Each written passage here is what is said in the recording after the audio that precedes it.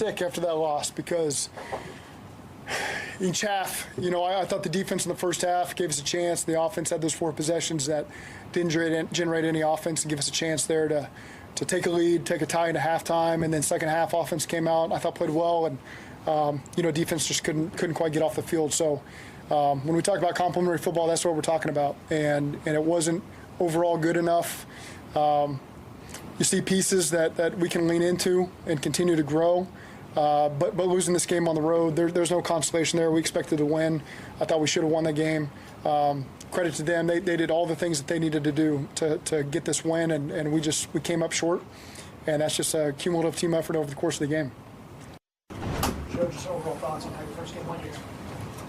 Well, I thought as an offense we settled in, probably sometime in the second quarter. Not that we were able to get over the hump in that quarter, but we came out and played a good second half. But usually against a good football team, playing one good half isn't going to be good enough. But we gave ourselves a chance down the end, and I think we did some good things, but just not enough early on.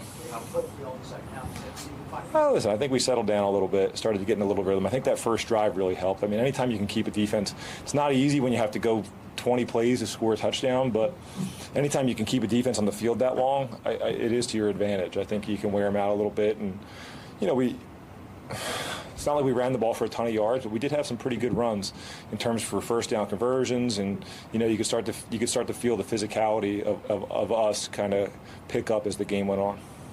How much of those early drives did you feel like was you still getting used to being on a new team? I probably settled down a little bit for sure. There was at least one or two where I could have taken just quicker the short one. But also, listen, they're a good defense, so you got to give them a little bit of credit, and it's just kind of how it was.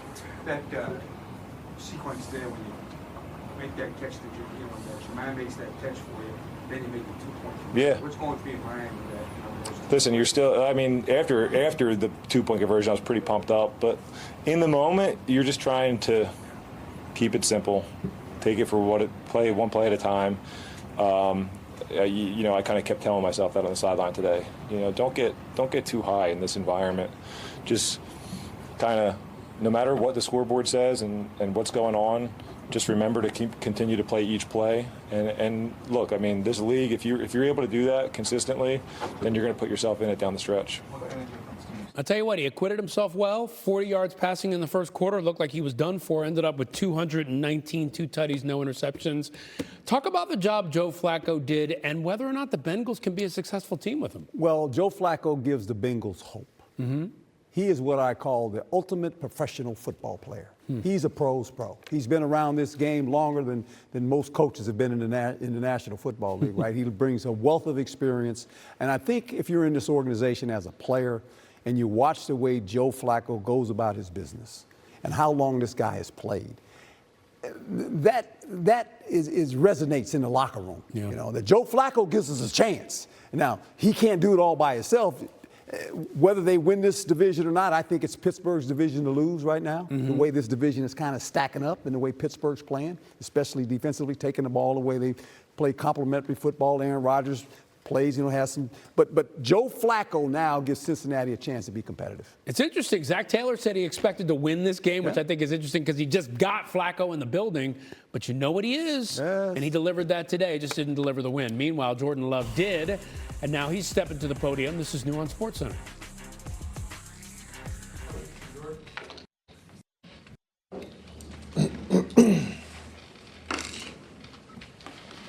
Jordan, what did you see on the big play to Golden and at the end of the game, the field goal? Yeah, we had a concept called a deeper concept, and I felt the pocket kind of moving and a lane to kind of get out, so I started moving left.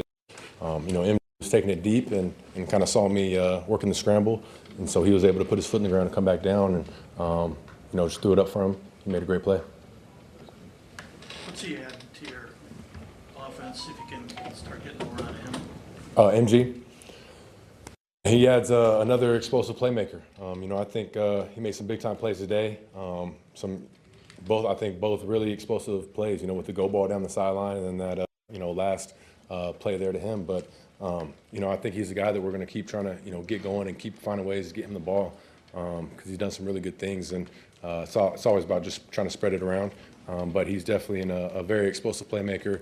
And, just got to keep finding ways to get to him. So through 5 games, do you feel like you guys have been explosive enough, or you think you need to get Watson into this mix over the next couple months to be as explosive as you need to be? Oh man, I think there's definitely still room to make even more bigger plays. I think we've done a good job of hitting some of them, but I think, like you said, you had Christian Watson to the mix, and I think we can do some real damage. So we're always trying to find ways to create those explosive plays and push the ball down the field and just put that pressure on the defense. But you add another speed guy like Christian, we're going to open this thing up. But I still think there's just more plays we can hit on.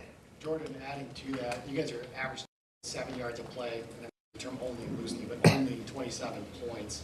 Are those big plays what's missing from piling up 34, 40, bigger numbers?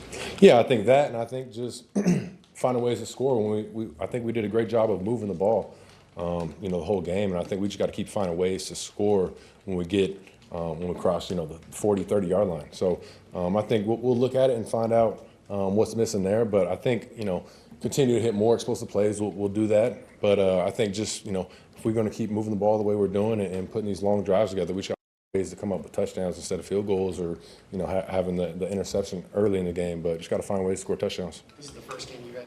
Well, they came up with enough to win the game. I wonder if that makes their head coach Matt LaFleur happy. Let's see. Here he is. This is New on SportsCenter. Well, I feel a sense of relief right now. We always try to take it one game at a time. And just the bottom line is you got to find a way to win the game. And you see it each and every week around the league. A lot of these games are going down to the wire. Give Cincinnati a ton of credit for what they were able to do, specifically offensively the second half.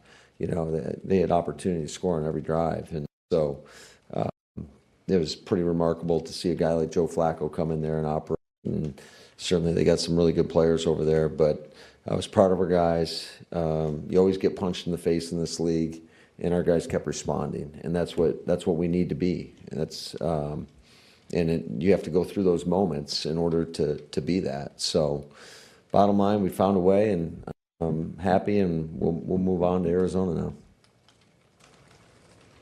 I know you found a way at the end. It was 10-0 in the halftime, and I'm sure you probably felt the same way too. That maybe you should have had a little bit more command of the game. How do you take a stronger hold of those games, you think? Yeah, that's a great question. Otherwise, we'd do that, I think when you look at the first half, we had 2 drives where we scored. We had a third drive where we're down there in the red area and we throw a pick. And certainly when you're in scoring position and you come away with nothing, that's tough to deal with. I think one of the things that when you look at the totality of the game, there were a lot of critical situations where they were able to make the play and we didn't, to keep them in the game. But that is life in the National Football League. What did you make of that interception? I kind of wondered or thought that maybe Jordan was past the point of throwing an interception like that. Well, I think he was trying to make a play, and sometimes that happens. So I got to go back and look at it. Once it starts going off schedule like that, yeah, I agree with you.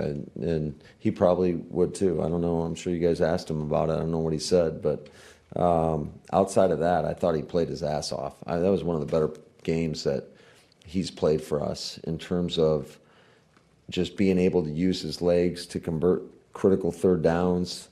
That 3rd and 1 we had, where maybe it was 3rd and 2, we ran a roll pass that got gloved. His ability to maneuver through and find a way to pick up a first down. The 3rd down conversion late in the game when they just sacked us and they got all the momentum. That was a big-time play to hit MG right there. So, yeah, quarterbacks, every play is under a microscope, and certainly we never want to give the ball up, but I thought he played his ass off.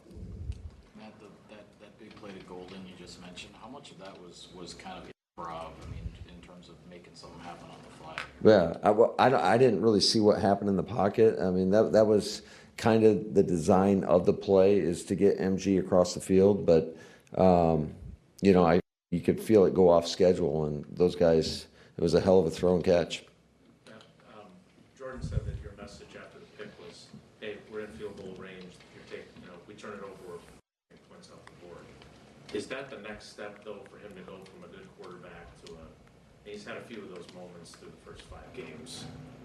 Yeah, I mean, like I said, none of these guys in this league are perfect, but I think he's playing at a pretty high level. With Golden having a career day today with 102 yards receptions, is it? All right, so he says Jordan Love's playing at a high